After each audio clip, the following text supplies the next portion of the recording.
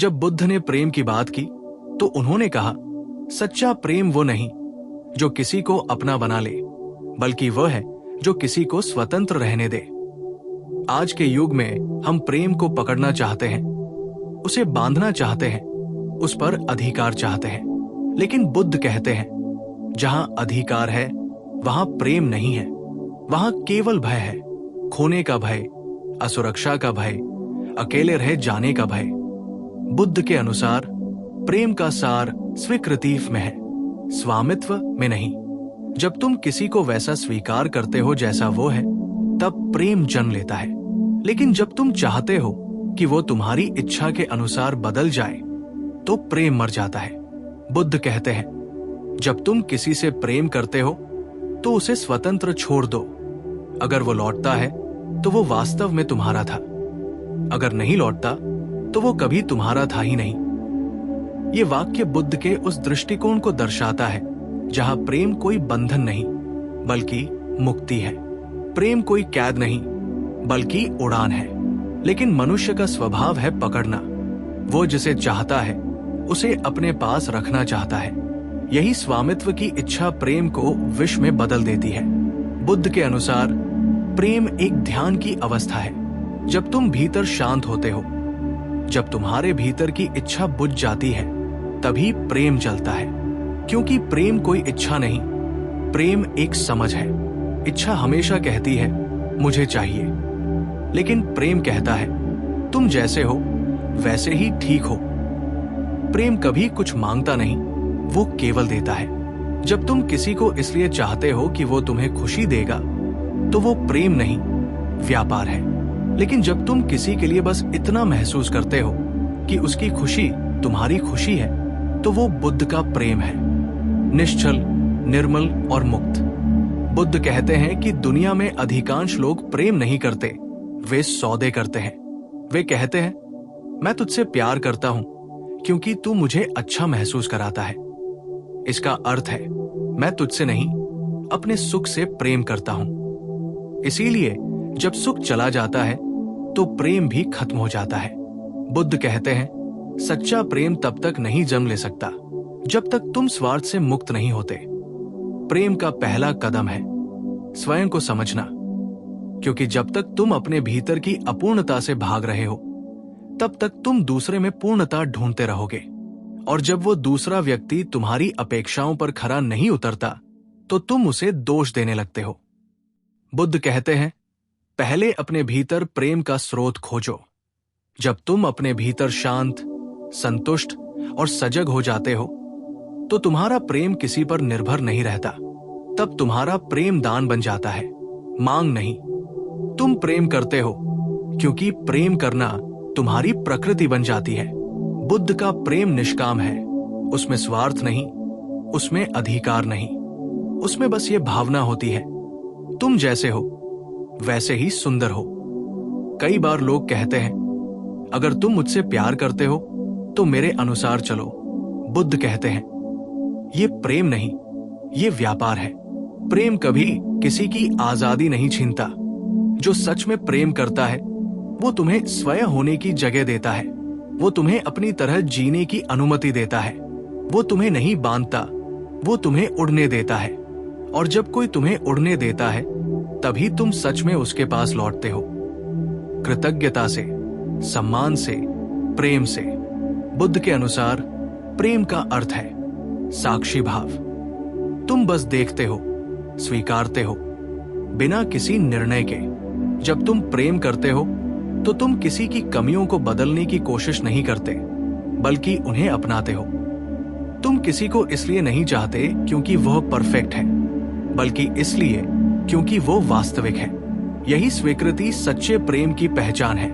बुद्ध कहते हैं, यदि तुम किसी को सच में प्यार करते हो तो उसे स्वयं से मुक्त करो। इसका अर्थ ये नहीं कि तुम उससे दूर हो जाओ, बल्कि ये कि तुम उसके ऊपर नियंत्रण छोड़ दो। प्रेम का अर्थ है मैं तुम्हारे साथ हूं, लेकिन तुम्हारी स्वतंत्रता भी तुम्हारे साथ रहे। ये समझ केवल वही व्यक्ति रख सकता है जो भीतर से पूर्ण है, जो अपने अकेलेपन से भागता नहीं, जो स्वयं में शांति पा चुका है। वही किसी को शांति दे सकता है। बुद्ध के शिष्यों ने एक बार पूछा, भगवान, क्या आप किसी से प्रेम करते हैं? बुद्ध मुस्कुराए और बोले, मैं सभी से प्रेम करता हूं, क्योंकि मैं किसी से स्वामित्व नहीं रखता। यही बुद्ध का प्रेम है, सार्वभौमिक प्रेम, करुणा का प्रेम, जो किसी एक व्यक्ति तक सीमित नहीं बल्कि संपूर्ण अस्तित्व तक फैला हुआ है। बुद्ध कहते हैं, जब तुम्हारा हृदय प्रेम से भर जाता है तो तुम पेड़ों से, पक्षियों से, हवा से, पानी से, सबसे प्रेम करने लगते हो। तुम्हारे भीतर किसी के लिए द्वेष नहीं बचता, क्योंकि अब तुम्हारे भीतर मैं और तू नहीं बचा। बुद्ध के दृष्टिकोण में प्रेम का शिखर है करुणा। करुणा का अर्थ है तुम्हारे दुख को महसूस करना, लेकिन उसे सुधारने की कोशिश नहीं करना, बस तुम्हारे साथ होना। यही स्वीकृति है। जब तुम किसी को उसकी स्थिति, उसकी पीड़ा, उसकी कमजोरी, उसके अधूरेपन के साथ स्वीकार करते हो, तब तुम उसके भीतर एक रोशनी जला देते हो। प्रेम का संबंध शरीर से नहीं, आत्मा से है, और आत्मा कभी बांधी नहीं जा सकती। बुद्ध कहते हैं, जिसे तुम बांधने की कोशिश करते हो वो तुमसे दूर भागेगा, और जिसे तुम मुक्त कर देते हो वो तुम्हारे पास स्वयं लौट आएगा। इसलिए बुद्ध सिखाते हैं, प्रेम करो लेकिन पकड़ो मत, साथ चलो लेकिन स्वामित्व मत रखो, महसूस करो लेकिन अपेक्षा मत रखो। यही बुद्ध का प्रेम है, सबसे शुद्ध, सबसे सुंदर, सबसे स्वतंत्र। बुद्ध का प्रेम कोई भावना नहीं, एक समझ है। वो समझ जो कहती है, तुम पूर्ण हो, मैं पूर्ण हूं, इसलिए हमारा मिलन जरूरी नहीं, लेकिन अगर हम मिले हैं तो वो अस्तित्व की कृपा है। जब प्रेम इस स्तर पर पहुंच जाता है तो उसमें कोई दर्द नहीं, कोई भय नहीं, कोई असुरक्षा नहीं रहती। वहां केवल कृतज्ञता रह जाती है। बुद्ध के प्रेम में कोई अगर या क्यों नहीं होता, वहां केवल हाँ होता है, एक शांत स्वीकृति। जैसे कमल के फूल पर ओस की बूंद, वो फूल को सजाती है लेकिन उसे पकड़ती नहीं। प्रेम ऐसा ही होना चाहिए, छूकर भी स्वतंत्र रहने देना। अगर तुम चाहते हो कि तुम्हारा प्रेम बुद्ध के प्रेम जैसा बने, तो सबसे पहले अपने भीतर की पकड़ को छोड़ दो। लोगों से अपेक्षा करना बंद करो, उन्हें बदलने की कोशिश मत करो, बस उन्हें समझो, उन्हें देखो, उन्हें महसूस करो। जब तुम देखना सीख जाओगे तब तुम प्रेम करना सीख जाओगे, क्योंकि प्रेम देखने में है, पकड़ने में नहीं। बुद्ध का प्रेम वह दीपक है जो तुम्हारे भीतर और बाहर दोनों को रोशन करता है। वो तुम्हें यह सिखाता है कि प्रेम वो नहीं जो किसी को तुम्हारा बना दे, बल्कि वह है जो किसी को स्वयं बनने की आजादी दे। और जब तुम इस सत्य को समझ लेते हो कि सच्चा प्रेम स्वामित्व नहीं, स्वीकृति है, तब तुम्हारे जीवन में पहली बार प्रेम का जन्म होता है। तब तुम किसी को पाने की कोशिश नहीं करते, तुम बस प्रेम बन जाते हो। और जो प्रेम बन जाता है उसके लिए पूरा अस्तित्व प्रेम बन जाता है। बुद्ध कहते हैं, प्रेम कोई घटना नहीं बल्कि एक यात्रा है। ये अचानक नहीं होता, ये धीरे धीरे खिलता है, जैसे कोई कमल की पंखुड़ी सुबह की धूप में खुलती है। प्रेम की भी 5 अवस्थाएं होती हैं, और जब तुम इन 5 अवस्थाओं से गुजरते हो तब तुम समझ पाते हो कि सच्चा प्रेम क्या होता है। पहली अवस्था, चाहत, डिजायर। प्रेम की शुरुआत चाहत से होती है। जब तुम किसी को देखते हो और तुम्हारे भीतर कुछ हिलता है, कुछ आकर्षित होता है, तो वो चाहत की ऊर्जा है। ये स्वाभाविक है, क्योंकि मनुष्य के भीतर जुड़ने की गहरी आकांक्षा होती है। लेकिन बुद्ध कहते हैं, चाहत प्रेम नहीं है। चाहत एक भ्रम है जो कहता है, अगर मैं इसे पालूं तो मैं पूर्ण हो जाऊंगा। लेकिन ये पूर्णता का झूठा वादा है, क्योंकि चाहत कभी समाप्त नहीं होती। आज तुम एक व्यक्ति को चाहते हो, कल किसी और चीज को। बुद्ध सिखाते हैं, चाहत से प्रेम की यात्रा शुरू होती है, लेकिन वही खत्म नहीं होती। दूसरी अवस्था, आसक्ति, अटैचमेंट। जब चाहत गहरी हो जाती है तो वो आसक्ति में बदल जाती है। अब तुम उस व्यक्ति के बिना अधूरे लगने लगते हो। तुम्हारा मन कहता है, मैं उसके बिना नहीं रह सकता, यही वो जगह है जहां स्वामित्व जन्म लेता है। तुम उस व्यक्ति को अपने विचारों, अपने डर, अपने नियंत्रण में बांधना चाहते हो। लेकिन बुद्ध कहते हैं, आसक्ति प्रेम की सबसे बड़ी रुकावट है, क्योंकि जहां आसक्ति है वहां भय है, और जहां भय है वहां प्रेम नहीं रह सकता।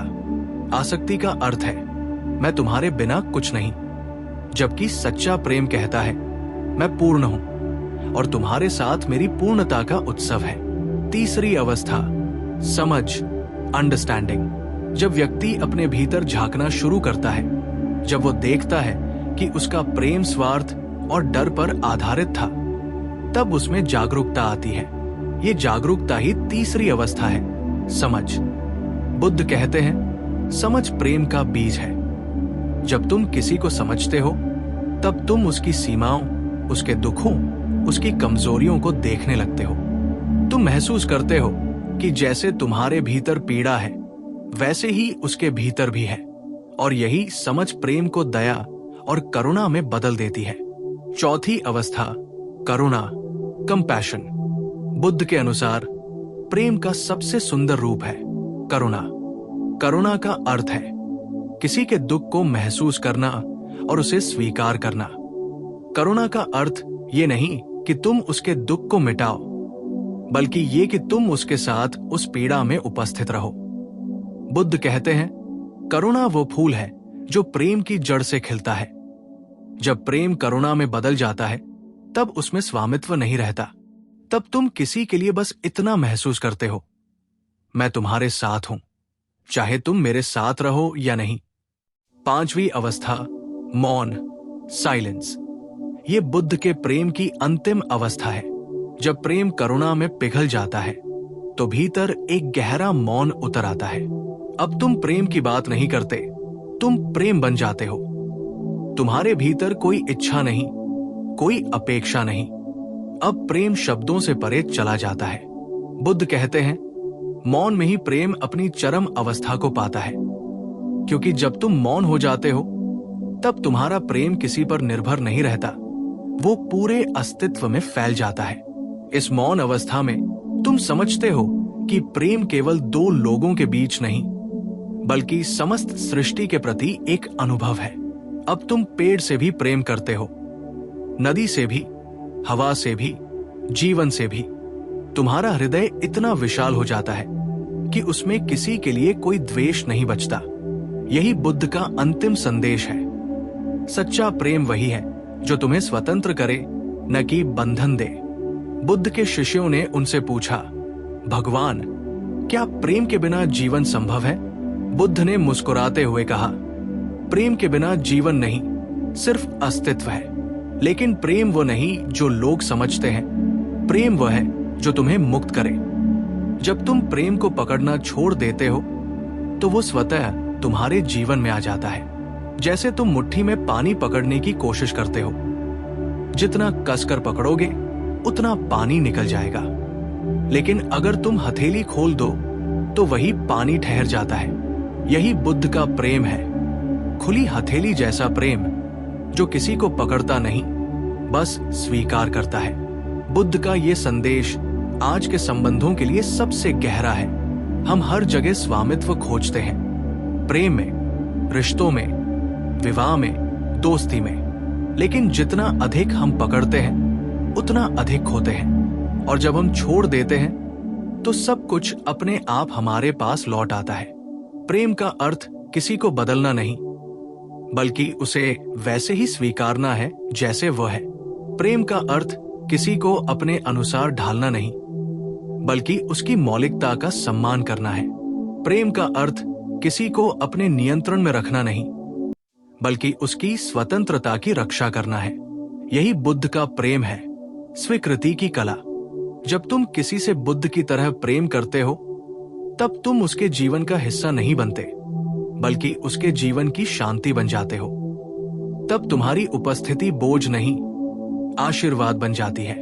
तब तुम किसी के जीवन में रहने के लिए नहीं आते, बल्कि उसे स्वयं से जोड़ने के लिए आते हो। बुद्ध के अनुसार प्रेम का सबसे बड़ा रूप है मौन में दिया गया प्रेम।